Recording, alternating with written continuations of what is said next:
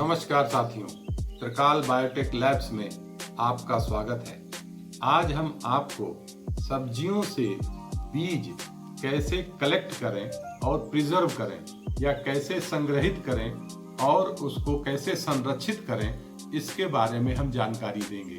ये बहुत ही सरल विधि है कि आप अपने द्वारा उगाई गई सब्जियों के बीजों को अगले सीजन में उगाने के लिए किस तरीके से कलेक्ट करना चाहिए और किस तरीके से उसको प्रिजर्व करके संरक्षित करके रखना चाहिए।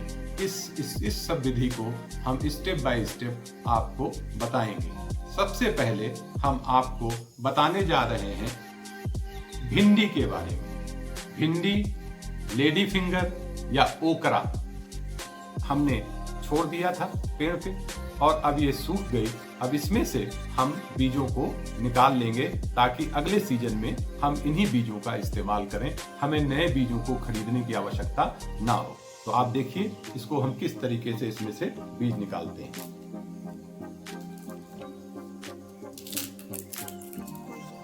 आप देख सकते हैं इसके अंदर ये जो है बीज सूख गए हैं, ड्राई हैं, और ये सारे बीज जो हैं इसमें आप निकाल के रख सकते हैं।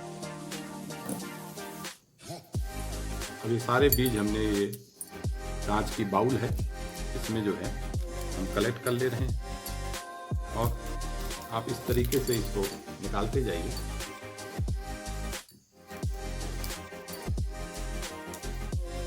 एक भिंडी से आप देख सकते हैं कि इतने अधिक बीज हमने कलेक्ट कर लिए हैं। इसको हम दो तरीके से आप संरक्षित कर सकते हैं। एक तो ये है कि इस तरीके के आपके पास में जिपलॉक जो ये पाउच हैं, इसके अंदर आप रख सकते हैं। वैसे जो बीज आपको मार्केट से मिलते हैं उसमें ये बीज को ट्रीट करके फंजीसाइड्स के साथ में रखते हैं, लेकिन ऑर्गेनिक कल्टीवेशन के लिए इसमें किसी भी तरीके का केमिकल नहीं होना चाहिए। तो अब आप देखें कि हम इसको जो है इसमें, और हमने इसको यहाँ पे तो बंद कर दिया। वैसे आप यदि आप ज़्यादा रखना चाहते हैं तो आप इस तरीके के भी शीशियों में भी इन बीजों को रख सकते हैं। अब हम इसके ऊपर, ये मार्कर है, इसकी किसी भी तरीके का कंफ्यूजन ना हो तो हम इसके ऊपर मार्कर से इस पे लिख देंगे कि ओकरा, और इस तरीके से हमने इसमें ये ओकरा लिख दिया है। और डेट ऑफ कलेक्शन भी आप चाहें तो हम इस तरीके से इसको लिख सकते हैं ताकि आपको इसकी जानकारी रहे। तो इस तरीके से आप इस जिपलॉक बैग में, जो कि बहुत सिंपल है, आप अपने बीज को संरक्षित कर सकते हैं। अब दूसरा बीज जो है ये स्पॉन्ज गार्ड है, जिसमें बीज ऑलरेडी पक चुके हैं। इसमें से बहुत आसानी से हम यहाँ से इसको काट देंगे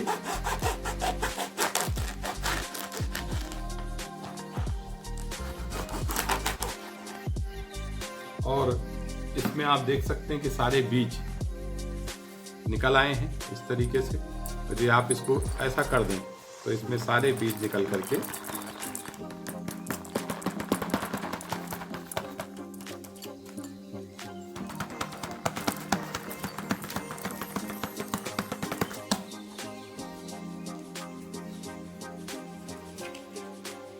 ये स्पॉन्ज शेप जो इसमें ये इसका बचा हुआ पोर्शन है, इसको कई घरों में स्पॉन्ज के रूप में भी हाथ पैरों की सफाई के लिए भी लोग इस्तेमाल करते हैं।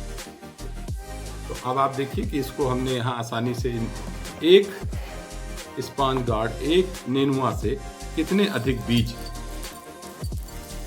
कलेक्ट हो गए हैं, और इन बीजों को भी आप बहुत आसानी से ये जिपलॉक बैग में आप भर सकते हैं। आप देखिए इसको हमने जिपलॉक बैग में भर लिया है। आप बड़े बड़े बैग में भर सकते हैं, जितनी आपकी आवश्यकता हो उसको सील कर दीजिए। सील करके इसके ऊपर भी आप मार्कर से इस पे लिख दीजिए।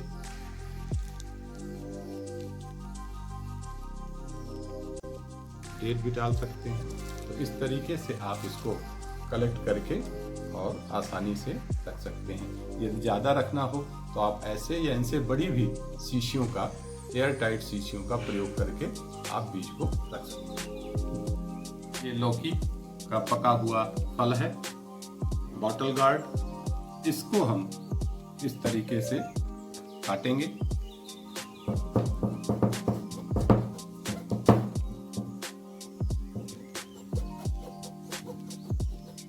अब आप देख सकते हैं कि इसको हमने लौकी को एक काट दिया है और इसमें ये बीज पके हुए इसमें से दिखाई दे रहे हैं। इन बीज को हम इसमें से निकालते रहेंगे।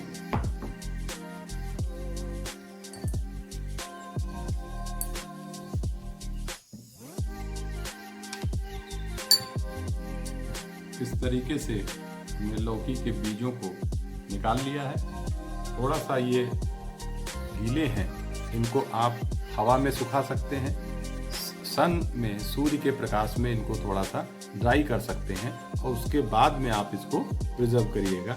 यहाँ पर हम इनके थोड़े से मॉइस्चर को ये टिश्यू पेपर से हम सुखा करके दिखा दे रहे हैं। आप इसको एयर ड्राई और सन ड्राई करके फिर रखिएगा, क्योंकि अगर ये गीले रह जाएंगे तो इनके खराब होने के चांसेस या इसमें फंगस आदि लगने के चांसेस हो जाएंगे। और एयर ड्राई करके ही आप अपने जिपलॉक बैग में या शीशियों में रखिए। अब इन बीजों को हम इस तरीके से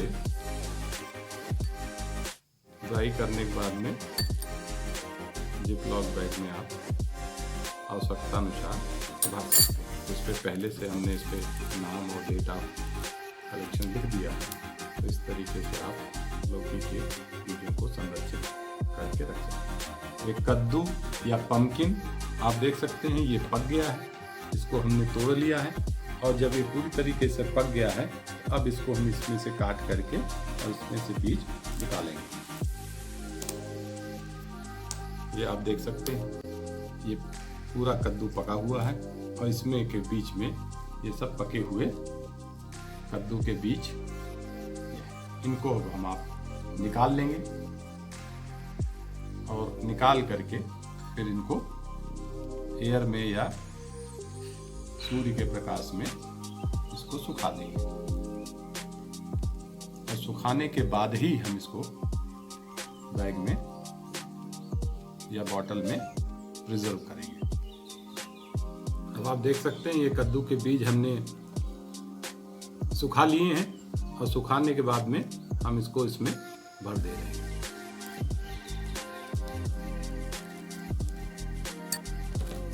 इस तरीके से बैग को नाम लिख करके हमने पैक कर दिया है और इनको हम आप रखते हैं। ये बैगन है, ये गोल वाले बैगन है, ये पक चुका है, ये पौधे में ही पक गया था लगे लगे, और इसको अब हमने ले आए हैं, इसमें से बीज निकाल लिए। बैगन, ब्रिंजल या एग प्लांट, इसको हम इस तरीके से काट करके और इसमें से सीड्स निकालेंगे। आप इसमें देख सकते हैं पके हुए सीड्स इसके अंदर हैं। इन सब बीजों को धीरे धीरे करके हम निकालेंगे, कलेक्ट करेंगे।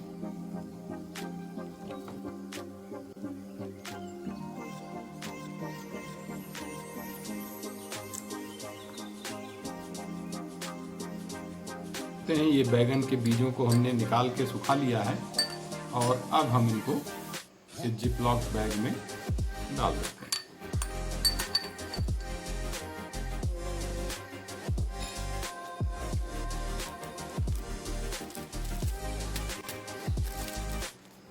इस तरीके से आप बैगन के बीजों को संग्रहित कर सकते हैं। अब अगली सब्जी ये बरबटी या लॉन्ग बीन्स है या बोड़ा, बोरी, अलग अलग जगहों पे अलग अलग नामों से इसको पुकारा जाता है। खाने में बहुत स्वादिष्ट है, प्रोटीन का रिच सोर्स है। ये बरबटी पौधे पर ही इसकी फली सूख गई है। अब इसमें से हम बीज निकालते हैं। आप देख सकते हैं, ये आप इसको इस तरीके से आप इसमें देखें, ये सारे बीज इसके अंदर हैं। इन बीजों को आप निकाल लीजिए। बहुत ही आसानी से बीज निकल आते हैं। बरबटी के बीजों को हमने आसानी से निकाल लिया है और अब हम इसको ये जिपलॉक बैग में डाल के रख देंगे।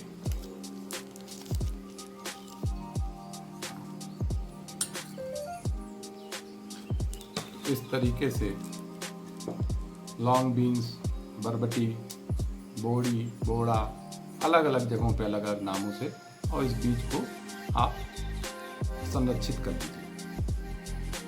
यह बीन्स बहुत ही कॉमनली भारत में और अन्य देशों में उगाई जाती है, इसका इस्तेमाल किया जाता है बहुत। तो हमारे पास दो वैरायटी की सेम है। एक ये वाइट सेम है, सफ़ेद सेम है जो थोड़ा सा ब्रॉड रहती है, और ये हरी सेम है। तो ये दोनों में से हम आपको निकाल करके बीजों दिखाते हैं। ये थोड़ा सा ब्रॉड है, वाइट इन कलर जो है सेम, इसमें से हम बीज निकालते हैं सफ़ेद सेम का। आप देखिए बहुत ही आसानी से ये बीज इसके जो हैं इस तरीके से काफ़ी बड़े बीज होते हैं। करीब 4 बीज निकले हुए हैं और ये बहुत ही खाने में स्वादिष्ट रहता है, टेस्टी है। इनको हम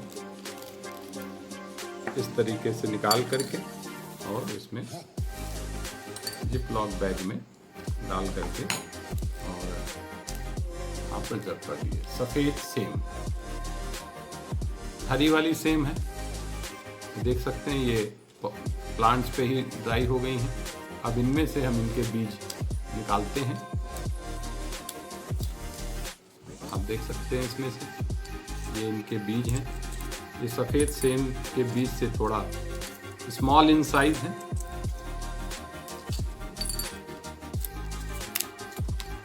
तो इस तरीके से ये हरी बीन्स हैं, इनके बीजों को हमने निकाल लिया है और इसको हम अलग पैकेट में डाल के रख देंगे। इसको इस तरीके से आप संरक्षित कर लीजिए। यदि आपके पास ज़्यादा सीड्स हैं तो आप इस तरीके की प्लास्टिक की बॉटल्स में भी आप रख सकते हैं। सोया साग या दिल सीड ये बहुत ही अच्छा है, इसमें काफ़ी फ्रेगरेंस रहता है। जो लोग इसके साग को खाते हैं, कई तरीके की सब्जियां इसके साथ बनाई जाती हैं और ये इंटरनेशनली बहुत फेमस है। इसको हमने सुखा दिया, आप देख सकते हैं इनके इस तरीके से ये बीज लगे हुए हैं और इन बीजों को हम आसानी से इसमें निकाल के इस तरीके से आप कलेक्ट कर सकते हैं। जब पौधे सूख जाएं, बीज पक जाएं, मैच्योर हो जाएं, तो आप आसानी से इनमें से बीज निकाल लीजिए। आप देखिए ये सोया साग या दिल सीड या दिल साग जो कि भारतवर्ष में बहुत ही स्वाद लेकर के टेस्टी डिशेज इनसे तैयार की जाती है और इसमें एरोमेटिक फ्रेगरेंस होने की वजह से इंटरनेशनली बहुत फेमस है। इसको कई डिशेज में इस्तेमाल किया जाता है। इसके बीज को हमने यहाँ निकाल लिया है और स्मॉल बीज हैं, सीड्स हैं, इनको हम फिर इसमें से जिपलॉक बैग में डाल के नेक्स्ट सीजन के लिए हम प्रिजर्व कर लेते हैं।